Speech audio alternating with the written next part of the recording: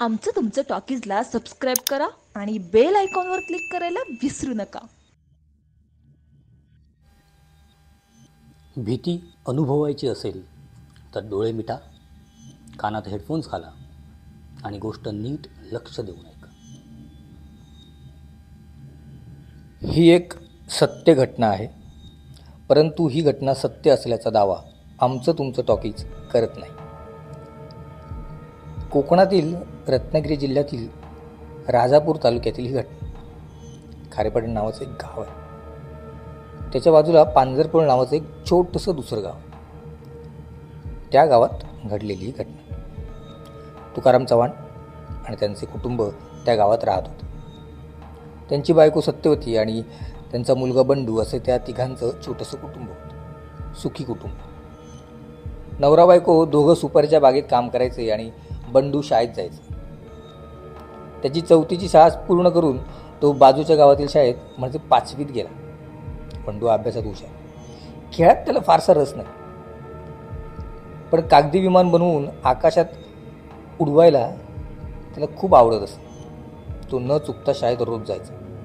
शाळा आवडायची म्हणून नाही, तर त्याला वाकड्या पुलावरून रोज विमान उडवायला मिळायचं म्हणून. त्याला शाळेत जायचं म्हणजे वाकडा पूल पार करून जावं लागत असतं. एक छोटासा ओढा, त्यावर हा वाकडा पूल. त्या पुलाला वाकडा पूल नाव पडण्यामागे एक घटना आहे. या पुलावर आधी एक लाकडी साखा होता, तो वाकडा होता म्हणून त्याला सगळे वाकडा पूल म्हणतात. त्या पुलावर एक घटना घडली होती. पावसाचे दिवस होते, 1990चा काळ. रात्रभर पाऊस पडत होता. सकाळी नदी नाले तुडुंब भरून वाहत होते. त्या ओढ्याला देखील पूर आला होता. ओढ्याचं पाणी वाकड्या पुलाच्या वरून जाऊ लागलं होतं. त्याचवेळी बाजूच्या गावात पावसामुळे अडकलेले 4-5 माणसं त्या साखवावरून पलीकडे येत होते. ते पुलावरून येत असताना तो साखव तुटला आणि ते खाली पडले. पुराच्या पाहण्यात एकत्र ते 4-5 लोक मृत्युमुखी पडले. घटना घडली. त्या घटनेनंतर थोडीशी प्रगती झाली आणि त्या पुलावरती लाकडी पुलाच्या ऐवजी लोखंडी पूल आला. त्या घटनेला बरीच वर्ष झाली, पण असं म्हणतात की त्या घटनेनंतर बऱ्याच लोकांना तिथे त्या 4-5 लोकांचे मृतदेह पाण्यात तरंगताना दिसत. आता खरं की खोटं ते मात्र ज्याने बघितलं त्यालाच माहीत. तर बंडू नेहमीप्रमाणे शाळेत निघाला होता. तो शाळेत जात असताना रोज सकाळी वहीचं एक पान फाडून त्याचं विमान बनवून तो वाकड्या पुलावरून नेहमी खाली टाकत असे आणि आपलं विमान किती उंच उडतंय आणि ते पाण्यात कसं पोहोचतंय हे तो नेहमी त्या पुलावरून खाली डोकावून बघत असे. आज पण त्याने तसंच केलं. कागदी विमान पुलावरून खाली टाकलं, ते पाण्यात पडल्याचं त्याने खात्री केली आणि तो शाळेत निघाला. दिवसभर शाळेत मज्जा केल्यानंतर संध्याकाळी पुन्हा बंडू घरी निघाला. पावसाचे दिवस होते, जुलैचा महिना. अमावस्या अगदी त्याच दिवशी होती. 5:30 झाले होते. ढग दाटून आले होते. पाऊस येणार अशी शंका 100% होती. त्यामुळे इतर मुलांनी गलका केला आणि ते आपापल्या घरी पटापट निघून गेले. बंडू मात्र आपल्यासोबत आणलेलं विमान त्या पुलावरून खाली टाकत होता. त्याच्याकडे छत्री होती, त्यामुळे त्याला पावसात भिजण्याची त्याला भीती अजिबात नव्हती. त्याने आपल्या शाळेच्या दप्तरातून ते कागदी विमान अलगद बाहेर काढलं आणि ते बाहेर पुलावरून खाली फेकलं. ते विमान हळूहळू तरंगत पाण्याच्या दिशेने जाऊ लागलं. बंडू जाणाऱ्या विमानाकडे नीट लक्ष देऊन बघत होता. ते पाण्यात पडणार तेवढ्यात बंडूचं लक्ष पाण्यात गेलं. डोळे नसलेला एक मृतदेह त्याच्या डोळ्यांना दिसला आणि तो ओरडला. तो घाबरला. तिथल्या तिथे त्याची शुद्ध हरपली. तो बेशुद्ध पडला. तो उठला तर तो आपल्या घरी. त्याने आईला विचारलं, या आहे अगे मी हाय कसं होईल हो? त्यावर त्याची आई सत्यवती त्याला म्हणाली, तू वाकड्या पुलावर चक्कर येऊन पडलंस, मग त्या तात्याने तुका बघितल्या आणि ते तात्या तुका घरी घेऊन इले. मी काय झालं तुका पडू? यावर उत्तर देत बंडू आईला म्हणाला, घ्याय माका वाकड्या पुलाखाली ना डोळे नसलेलो माणूस तरंगताना दिसलो. हे ऐकून सत्यवती थोडी घाबरली. तिने तुकारामाकडे बघितलं. तो बंडूला म्हणाला,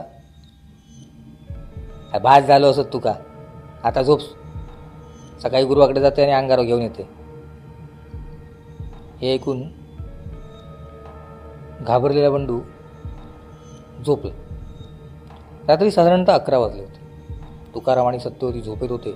संपूर्ण घरात अंधार होता. एक मिणमिणता दिवा हलकासा प्रकाश देत होता. नीरव शांतता.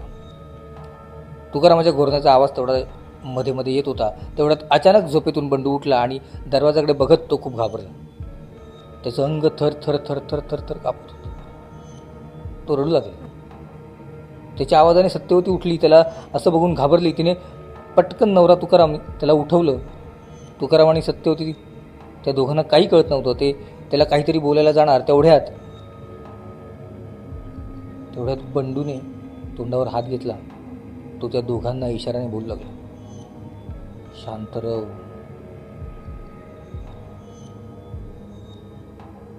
तो भारा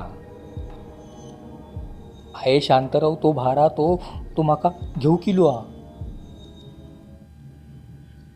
पण तुम्ही ते का सांगू नका, मी घरात आहे ते. ऐकून दोघे शांत होते. तुकाराम आणि सत्यवती त्या दोघांना काहीच कळत नव्हतं. तेवढ्यात अचानक दारावर धाड धाड धाड धाड धाड धाड दरवाजा वाजू लागला. त्या आवाजाने सत्यवती घाबरली. दरवाजा काही वेळाने वाजायचा थांबला. पण मग बंडू रडू लागला. तो आईला बोलू लागला,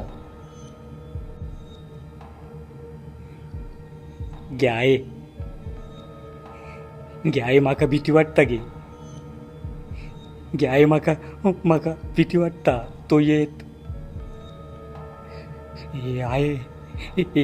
आहे तो बघ किलो. तो माका नेऊ किलो. ये तुझा ये माका नाही येऊचा तुझ्यासोबत. आहे तो बघिलो. आहे ते का थांबव. अगे काय करतस. अगे तो घरात इलो बघ. आहे थांबव ना गे ते का. माझ्यापासून लांबव. माझा हात सोड. अरे माझा हात सोड. सोड माझा हात. माका सोडणार रे. तू किती माझ्या मागे लागलास. सोडणार रे. हे माका सोड ना. घ्या का सांग. घ्या माझो जीव घेते का. एका सांग माझो जीव घ्या. माका याच्यापासून वाचव. घ्या. आईने बंडूला शांत केलं. तिने त्याला पोटाशी धरलं. तुकारामाने दरवाजा उघडला. बाहेर बघितलं तर कोणी नव्हतं. त्याने 2-4 शिव्या आसडल्या आणि दरवाजा बंद करून घेतला. बराच वेळ गेला. जवळजवळ 1 तास झाला. बंडू झोपला होता. त्याच्या काळजीपोटी जागी असलेली सत्यवती आणि तुकाराम यांनाही झोप येऊ लागली होती. त्यांचे डोळे झिरमत होते. साधारणतः 12:30 ते 1 वाजले होते. तुकाराम जागीच झोपला. संपूर्ण शांततेत अचानक घराच्या बाहेर त्यांच्या घरावर कोणीतरी माती फेकल्याचा आवाज. 1 नाही 2 नाही, सलग 3 ते 4 वेळा कोणीतरी घरावर रेती टाकली, दगड मारण्याचा आवाज. त्या आवाजाने बंडू जागा झाला. हा आवाज ऐकून सत्यवती आणि तुकाराम यांनाही काहीतरी विचित्र घडते असं वाटू लागलं.